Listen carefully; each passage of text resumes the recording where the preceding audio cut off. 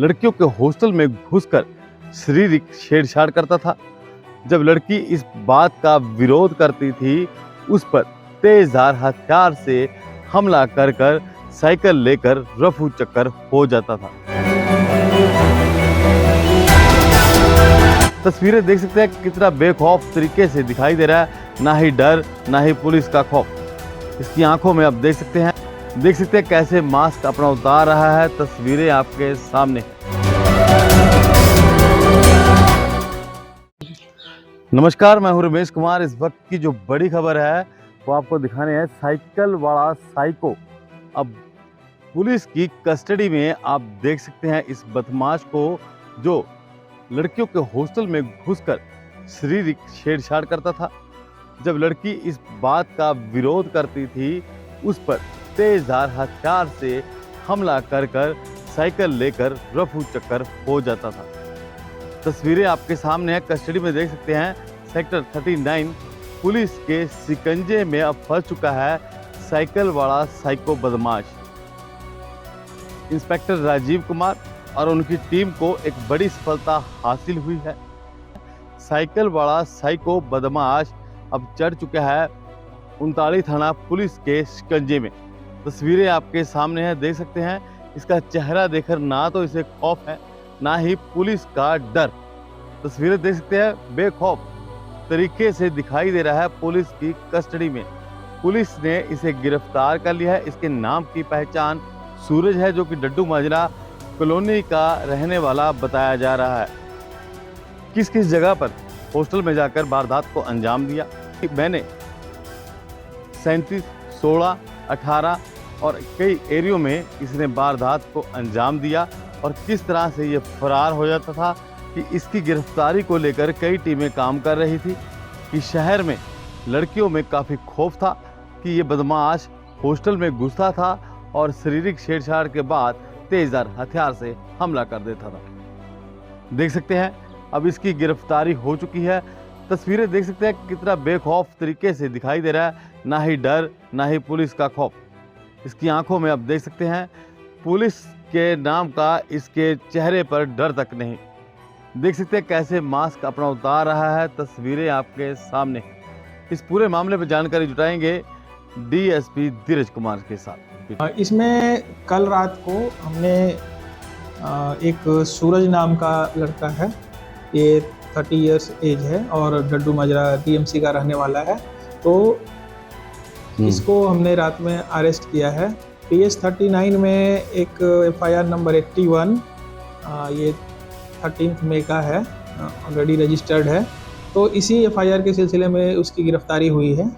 तो इसमें जो सूरज है, ये सूरज अभी तक जो हमारी जो इन्वेस्टिगेशन है उसमें अभी तक हमें ये पता चला है कि सूरज DMC में रहता है और उसके मदर फादर का डेथ हो चुका है और ये अपनी नानी के साथ रहता है और ये सफाई वगैरह का काम करता था सेक्टर 17 और उसके आसपास के एरिया में, और फिलहाल वो बेरोजगार है और कुछ नहीं कर रहा है। तो हॉस्टलों में क्यों जाता था, मतलब क्या इसका मोटिव क्या था जो गुस्सा था हॉस्टल में तेजधार हथियार से भी हमला करेंगे, जो काफ़ी सोशल मीडिया पे वीडियोस वायरल हुई है सोशल मीडिया। अभी चूँकि रात में जब ये अरेस्ट हुआ था तब ये नशे में था और अभी भी ये नशे के इन्फ्लुएंस में ही लग रहा है। तो इस बात का हमें अभी पूरी तरह से तसल्ली हुई नहीं है कि उसका एग्जैक्ट मोटिव क्या था, पर जहाँ तक अभी जो उससे पूछताछ की गई है उससे ये चीज़ें हैं कि इसका जो मकसद वो होता था कि एक तो कुछ लूटपाट कर लेंगे, कुछ सामान भी मिल जाएगा, और दूसरा कुछ असॉल्ट जैसी भी चीज़ें ये बता रहा है, पर वो अभी जस्टिफाइड या मतलब उसका पूरा क्लियर नहीं है। तो मेन तो इसका लूट मार का ही रहता था कि कुछ चीज़ें लूट लेंगे। तो ये अपना कुछ उन घरों को देखता था कि जहाँ रात में ताले नहीं लगते। जनरली PG वगैरह में ऐसा होता है कि रात में भी लोगों का मूवमेंट, कोई काम करने के लिए गया है, नाइट शिफ्ट है तो वो आ रहे हैं, तो वो मेन गेट बंद नहीं करते थे। तो वैसे घरों को कि जहाँ ये आसानी से एंट्री हो जाए, तो वैसे ये घूमता था साइकिल से और देखता था कि जिनके गेट वगैरह पे लॉक नहीं लगा है तो उनको निशाना बना लेता था। तो कौन कौन से सेक्टरों में इसने वारदात को अंजाम दिया? ये पिछले साल का भी एक इसका कलंदरा है।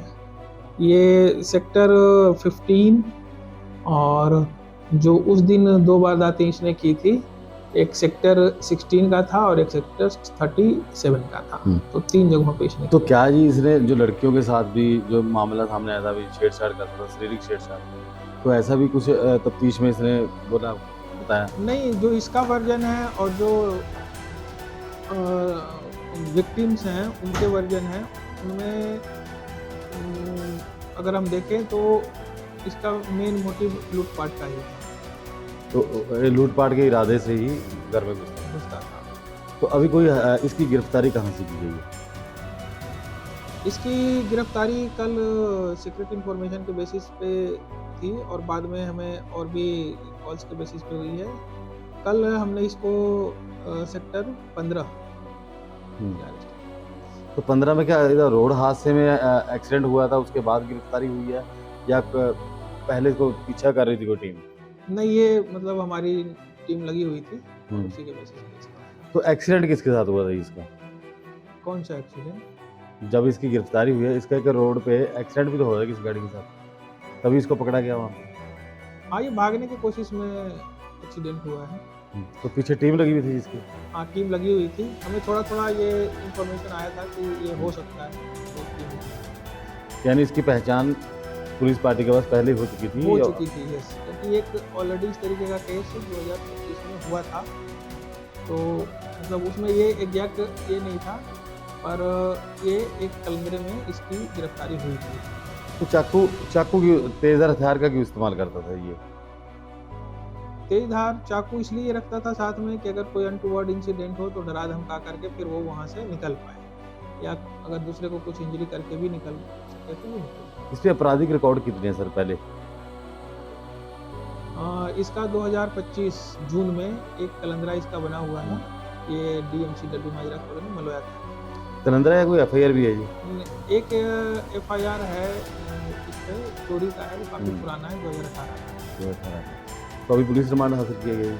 हाँ, इसका भी रिमांड लेंगे और ये भी पता कि इसने और क्या क्या किया है और इसका मोटिव क्या है, क्या किसी तरीके की रेकी वगैरह करता था। क्या दिमागी संतुलन इसका सही है जी?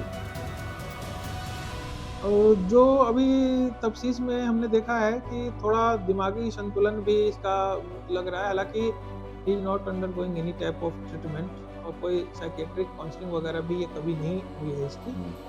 और फैमिली में भी क्योंकि मदर फादर का डेथ हुआ तो अपनी नानी के साथ ही रहता है और